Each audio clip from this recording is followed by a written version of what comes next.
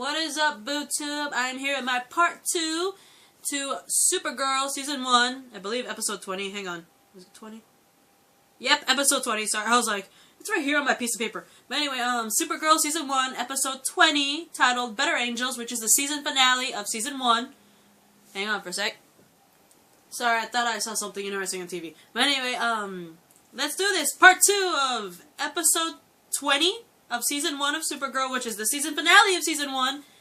Let's do this! But anyway, Max has pinpointed the location of the signal of, the now increased Myriad, which happens to be, apparently, where Fort Ross is. Apparently, the government couldn't move Fort Ross, so they decided to pretty much hide it from the world by using its own cloaking device to hide it, which happens to be where Non and Astra were the whole time, and now Indigo, but like, apparently Non has been hiding at Fort Ross the whole time. That's where Astra was too the whole time in Indigo.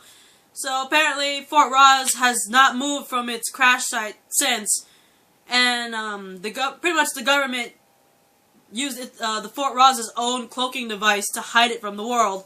That's why everyone just naturally assumed that there's nothing there. But apparently the location of Fort Ross is apparently in Nevada, of course, because Nevada has the desert. Thanks, guys. Man, I have family in Nevada. But anyway, Supergirl prepares to leave, and John at the same time wants to go with her, despite Sam Lane's objections. Has decided to join her, and he breaks off the cuff, which I think was freaking hilarious, because he's like, he broke one cuff, he's like, someone unlocked the other cuff, it's like, oh, that's no need. That was freaking hilarious. Good job, John Jones! But anyway,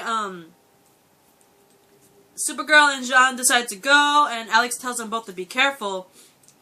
And I made a little mistake. In the last video, I said that John asked Kara why he didn't say goodbye to his sister. That actually happens right now when they're leaving. And, I made it sound like it happened earlier. But anyway, as they're leaving, John asked Kara why she didn't say goodbye to her sister like she said goodbye to everyone else she loved. And she's like, if I say goodbye to my sister, I will never leave. I won't continue with this mission. But anyway, which I don't blame her for. I mean, I don't even think it's not just Alex she didn't say goodbye to. I don't even think she said goodbye to Eliza Danvers, the adopted mom, because let's face it, it was already probably difficult to say goodbye to Wynn, James, especially James, and then a cat.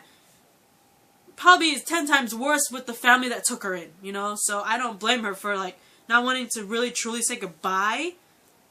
Mainly because, your whole mission, your gung-ho mission, I'm ready to do this, you easily could change your mind because of your family.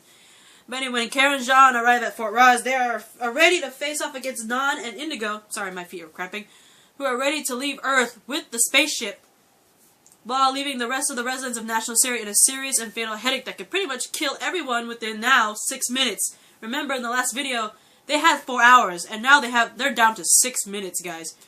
And Indigo wastes no time at all going after Jean, while Kara takes on her uncle. And as Indigo is about to kill Jean, he pretty much lifts her, like, over his head and rips her apart. That is the most badass thing I have ever seen John do. Oh my god. I think that's revenge for, remember, Indigo was the one that fatally stabbed Jean, where the point where we all thought he was dead. Remember that? So, this is kind of like revenge a little bit. It's like, you stabbed me, I almost died. You know what? Dead! I thought that was hilarious when I saw that. I was like, go get some, Jean. And, Supergirl and Non, they match each other in battle and end up having, like, a freaking heat vision battle. One on each side, lasers going. And,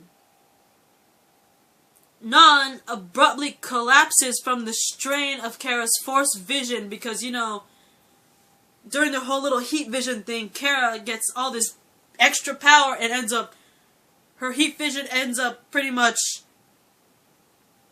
forces his out, right?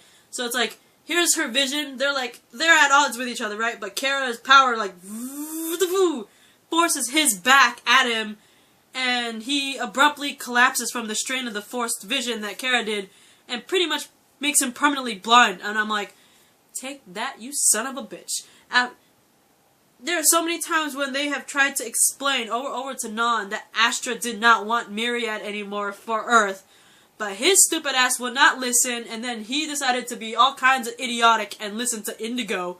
So that's what he gets for not listening to the people who are trying to tell him that his wife did not want this, and listening to the crazy psycho robot named Indigo. Screw Indigo. I'm glad she got torn in half. The damaged Indigo, you know, she's ripped in half, tells Kara and Jean before she's deactivated, because, you know, she's ripped in half, that they won't be able to get Fort Roz to get airborne, mainly because just before she before she deactivates and before she talks to Kara and Jean, she pretty much tells him she used the last of her strength to pretty much lock down Fort Roz so they can't get Fort Roz to go airborne. And then she deactivates, right? So they're unfortunately on their own. They're like, oh my god, we can't activate the ship to let it fly in the sky. So with the last 4 minutes, Kara tells the DEO that she's going to fly the ship. She's going to fly the ship into space herself, since, you know, frickin' Indigo has, with her technology, has deactivated all the, what was it called? Pretty much deactivated its flight. So Fort Roz can't fly on its own, so Kara has to do it manually. So she pretty much tells the DEO that she's going to fly the ship into space herself against Alex's wishes, because Alex is like, no, don't do that. Because apparently, according to Alex and everyone else, apparently Kara can't survive in space? Apparently? Even though, we all know that that's complete bullshit, because we all know in the world of Superman, Superman has gone into space several times. He can fly around with no problem, but apparently here, they apparently said that Kara can't survive in space. So, I think that's kind of weird, considering we all know that's complete bullshit. But anyway, Kara pretty much tells Alex when they find their father to tell their father that she loved being part of the family, and also to tell the dad that I never took off those glasses you gave me. That was a cute little nod to the fact that, you know, apparently the father in this Supergirl world, the father was the one that provided Kara with the lead glasses so she could control her power. And it was a good nod to the fact that she mentioned again, you know, when you find Dad, tell him that I kept the glasses, I never took them off like he told me to, and tell him that I love being part of the Danvers family. And as she lifts the ship out of Earth's orbit, she gets far enough to hurl it away, but unfortunately she loses conscience. You know, she like passes out and stuff, and just as she's like floating a little bit in space, this was the weirdest thing I saw. You see a little ship with Alex apparently piloting a ship, and you find out that you see Alex in a ship in space, and apparently we all know that she obviously rescued Kara, but we find out that the ship that that Alex used to get into space was apparently Kara's little pod that she came to Earth on, and you know, she returns to Earth. I thought that was so weird, the fact that, one, how the hell did Alex think of that plan so quickly? Like, oh my god, Kara's going to manually lift Fort Roz into space. How did she think of using the pod that quickly? And two, how does she know how to drive the pod, first and foremost?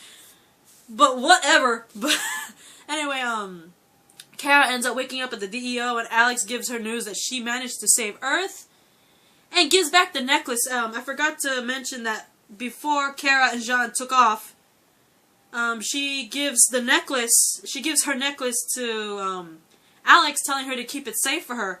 That necklace is actually the necklace that Kara's mom, Allura, gave to her just before Allura sent Kara off of Krypton. So, yeah. She gives the necklace back to Kara, and General Lane has great news for Jean. Apparently the president heard about Kara, you know, saving everybody, and also heard that Jean helped, and the president has agreed to pardon him and put him back into DEO control. And he gives a speech saying, you know, he's glad to be back, but at the same time he plans to work with Lucy at the DEO. Saying that Lucy did a very good job as head of DEO and plans to work with her. So I thought that was pretty cool. Nicely done, President of the United States. The funny thing was, though, was the fact that when they said the president, I think it was General Lane. General Lane said the president in the pronoun game. He called the president a she. The president in the world of Supergirl is a she. That's what I was like. Wait, come again, General Lane? Did you just call the president a she now? What now? But anyway, I'm gonna laugh so hard if that's supposed to be meaning something. But anyway, unaware to the others, apparently General Lane meets up with Maxwell Lord and actually gives him a supply of the Kryptonian power source, which is a very bad thing. Why would you do that, General Lane? And for Christ's sake, Maxwell Lord, I was starting to have somewhat respect for you because you were kind of being a hero in these last 2 episodes. And yet here you are with a secret meeting with General Lane taking the Kryptonian power source. What the hell is wrong with you? I was actually thinking you were actually good. Boom, Maxwell Lord. Boom. What happened to being a hero? And General Lane, you ass. But anyway, later on at Catco, Cat gets a message from Clark saying, you know, he's okay, he's awake. Typical Clark. I think this is so weird that freaking Superman, out of everyone there, Superman is the only one that does not wake up, and he pretty much misses everything. And it's like, are you serious? I'm not gonna lie, yo, CBS. Do not tease us with the previous episode where we see Superman coming at us, and then you end up dropping him down to the ground so we can't see his face. And then we find out he's unconscious, so we see him on the table in the DEO. We only see his freaking boots, his legs on the table. We don't even get to see his face. And then you keep him out of the game the whole time, and you tease us with this conversation with him and Kara again? Seriously? You tease us with that much Superman, you're not going to even let us see his face. Fuck you, CBS. Anyway, Kat then comes to Kara and asks her to clean out her desk. You know, Kara thinks that, oh my god, I'm fired, right? But instead, apparently, Kat has upgraded Kara's job. She has a new job. She's been promoted by Kat. She gets her own office building, which is totally awesome. And, Kara's apartment, everyone is there. Kara, Eliza, Alex, Jean, Wynn, James shows up. And, like, they're wondering why they have an extra seat at the table. And Eliza has this cute moment where she's like, we're going to save this seat for Jeremiah when we find him and bring him back home. Which I thought was a very sweet thing to see. And when James, he's the last one to arrive, he presents Kara apparently with the best Supergirl photo he's ever taken. It's like framed and everything. And it turns out that it's just a picture of Kara. Which I thought was like the cutest thing. And then he ends up kissing Kara. And it's like the greatest thing ever for me. I'm like, yes! Even though it's kind of forced, considering. But, you know, I thought that was really cute. But as they're about to have a toast and all that stuff, they witness an object coming out of the sky and, like, landing somewhere. And, like, oh my god, what is this, right?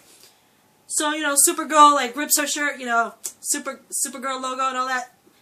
And when Kara and Jean go to check out what landed, they find out that the thing that landed from space apparently is a Kryptonian pod, just like the one Kara came in, and she opens it and she's shocked to see who's in it.